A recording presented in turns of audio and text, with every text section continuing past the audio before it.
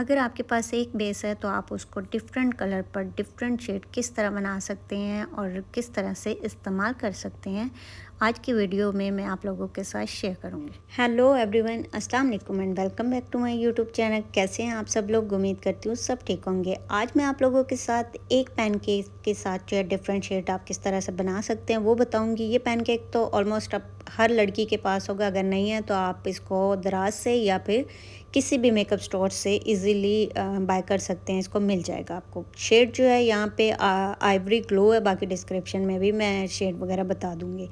अच्छा, इसको अप्लाई करने का जो मेथड है, स्प्रे करते हैं क्योंकि ये ड्राई फॉर्म में होता है, तो इसको पानी के साथ वेट करके ही गर्मियों में अप्लाई किया जाता है। लेकिन अगर आप सर्दियों में इसको अप्लाई कर रहे हैं तो अपनी स्किन को अच्छे से मॉइस्चराइज़ करें, देन इसको अप्लाई करें क्योंकि ये ड्राई होता है। लेकिन इसके अंदर आपने कोई भी मॉइस्चराइज़र, क्रीम या ऑयल वगैरह ऐड नहीं करना, क्योंकि उससे जो है ये बेस आपकी 5 मिनट के बाद बिल्कुल क्रैक पड़ जाएंगे और फट जाएगी। ठीक है, तो आपने इसके अंदर कोई चीज़ ऐड नहीं करनी, अपनी स्किन पर पहले अप्लाई करनी है। यहाँ पे मैं आप लोगों को पहले इसका जो ओरिजिनल शेड है वो बता रही हूँ, ताकि जब मैं दूसरे शेड बनाऊँ तो आप लोगों को पता चले कि क्या फ़र्क आया दोनों शेड्स में या बाकी शेड्स में। तो यहाँ पे ओरिजिनल जो इसका शेड है वो इस तरह का है। जिनकी इस तरह की स्किन है, मतलब मेरे से मैच होती है स्किन, तो वो ये वाला शेड जो है ले सकती हैं। यहाँ पर टेप जो है मैंने सेक्शन में अप्लाई कर लिया, ताकि जो भी शेड बनाऊँ आप लोगों को प्रोमिनेंट हो, पता चले कि क्या शेड में फ़र्क आया है। तो सबसे पहले आपने कोई भी आई शेड पैलेट ले लेना है। उसमें से आपने येलो कलर पिक करना है। बिल्कुल फ़ाइन क्वालिटी में इसका पाउडर होना चाहिए। ये मैं स्पेशली डार्क स्किन के लिए बना रही हूँ। डार्क स्किन जो है उसके ऊपर हमेशा येलो कलर की बेस जो है वो अच्छी लगती है, उससे आपका फेस जो है बहुत फ्रेश लगता है। तो जो थोड़ी सी डार्क स्किन के लोग हैं या ब्राउन स्किन के लोग हैं, वो इस तरह के बेस यूज़ कर सकते हैं। ट्राई कीजिएगा, बहुत खिला खिला आपका फ्रेश फ्रेश फेस लगता है। जबकि आप कहीं और मेकअप करवाती हैं तो वो आपको वाइट बहुत ज़्यादा कर देती हैं या फिर पिंक अंडरटोन में बेस लगाती हैं, जिससे आपका बेस जो है थोड़ी देर के बाद ग्रे हो जाता है। तो जो ब्राउन स्किन है उसके ऊपर हमेशा थोड़ा सा येलो अंडरटोन में रह के मेकअप किया जाए या बेस बनाई जाए, तो उनका जो बेस है वो ज़्यादा अच्छी बनती है। यहाँ पे पाउडर मैंने ले लिया, आई शेड थोड़ी सी, उसके बाद स्प्रे करना है और आपने ये जो अपनी बेस है इसको इसके साथ मिक्स कर लेना। डायरेक्ट कर लें या फिर बना के रख लें, जैसे आपको इजी लगता है आप उस तरह कर सकती हैं। यहाँ पे जो है मैंने मिक्स कर लिया अच्छे से। येलो जो वो मैंने आई शेड ली थी उसके साथ बेस मैंने इसके साथ मिक्स करके ये अपनी जो टोन मैं बनाना चाहती थी, जो शेड बनाना चाहती थी, मैंने वो वाली शेड जो है वो ले ली है।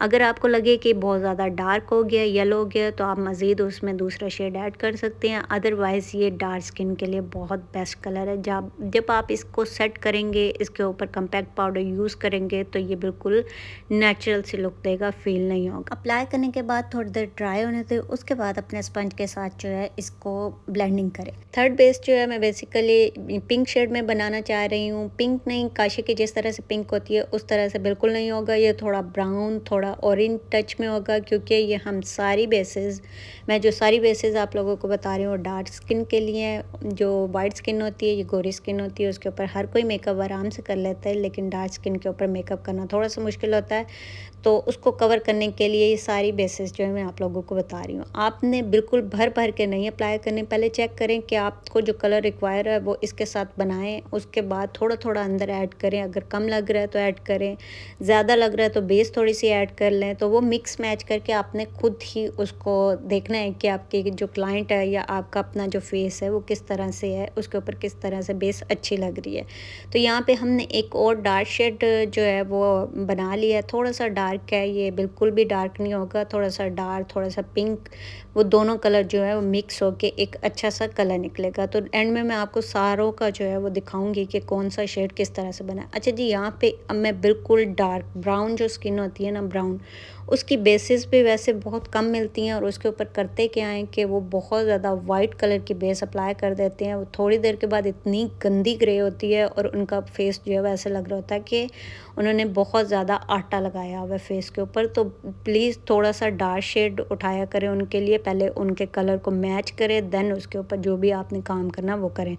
हर चीज़ को वाइट मत दिखाएं, उससे बेस बहुत गंदी भी लगती है और आपका थोड़ी देर के बाद जो है वो कॉन्फिडेंस लेवल भी बिल्कुल गिर जाता है, जब आपका फेस जो है बहुत ज़्यादा ग्रे और बहुत ज़्यादा ऐसा लगता है कि आपने मेकअप लगाया हुआ है।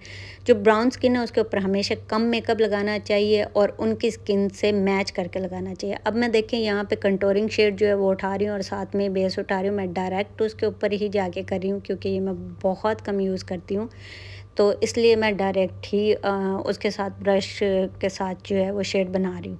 अब मैं आप लोगों को अप्लाई करके दिखाती हूँ। ये बिल्कुल जो डार्क स्किन है, बिल्कुल डार्क स्किन, उसके लिए है पड़ा, और ये बड़ा प्यारा सा नेचुरल सा शेड था।